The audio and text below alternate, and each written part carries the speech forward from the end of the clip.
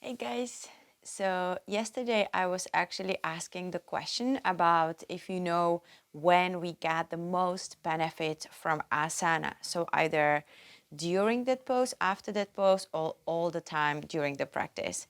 Of course, all the answers are right? If you go for yoga class, you start to be probably perhaps more mindful, and of course, you do some physical exercise.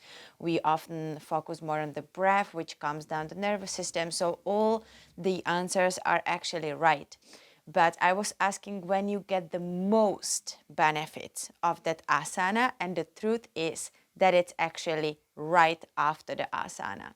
That's why, for example, Hatha yoga, the most traditional yoga, it all makes sense because it was designed for us to stay in the pose longer period of a time and then take a little rest. That's why there is no flow in Hatha yoga, or kind of also in Ashtanga in some postures where you're staying around 5 breaths, right? Then of course you are doing your vinyasa, but basically it's about that pose. So when we stay longer in that posture, what actually happens in the body? Let's say that I'm going back with my hands and I'm actually squeezing or stretching or crunching, or I am contracting my knees or belly or biceps or whatever body part, then what happens? So, of course, we still keep on breathing, right? So, when I say that I would be contracting my biceps, then actually in hatha yoga, let's say, in the longer period of time in the pose, we want to go beyond the exhaustion. So we want to stay there a little longer than beyond the comfort zone. That means that I'm contracting my biceps. So I actually cut, almost cut, the supply of the oxygen coming from below and above. So above and below, that oxygen I am breathing is actually being collected, but in that actual muscle, it's being like separated.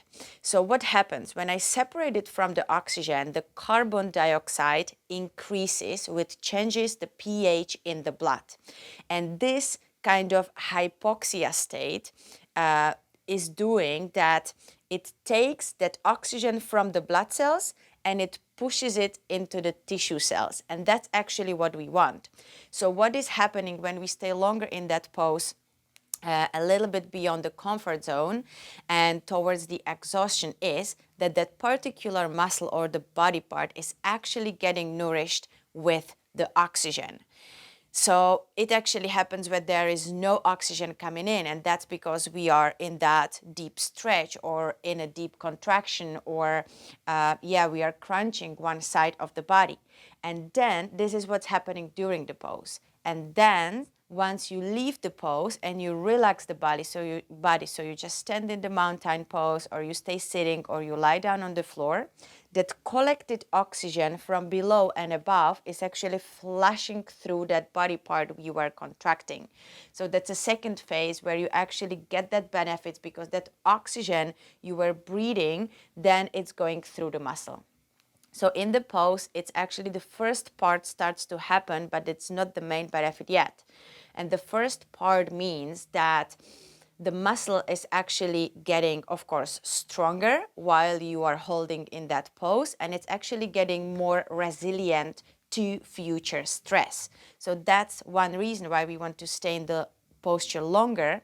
And the second reason is that after the pose, we actually need to rest a little bit to get that oxygen flashing through, energizing and nourishing. So that's why kind of a flowy yoga styles where we are just going from pose to pose and from pose to pose, and we actually never really rest so much between the postures. It's kind of considered more as an aerobic exercise, right? When the heart rate is coming up, but there is not so much of the benefits of this hypoxia or this exhaustion of the muscles, the longer periods of the postures and the rest afterwards. So yeah, that's basically what I wanted to share with you, because now I also see a big parallel with the breath work I'm studying, where we also work a lot with the hypoxic state. So it's actually the same, where we exhale and hold the breath out. That's actually where we increase that oxygen efficiency. That's where the blood cells from the oxygen from the blood cells is actually being separated and pushed into the tissue cells. So it's actually similar principle like the tourniquet effect, that you stop for a second the oxygen coming in, all that exchange is happening, and then in the second step where you inhale again, then you bring that oxygen in and it's really flushing everywhere through the body.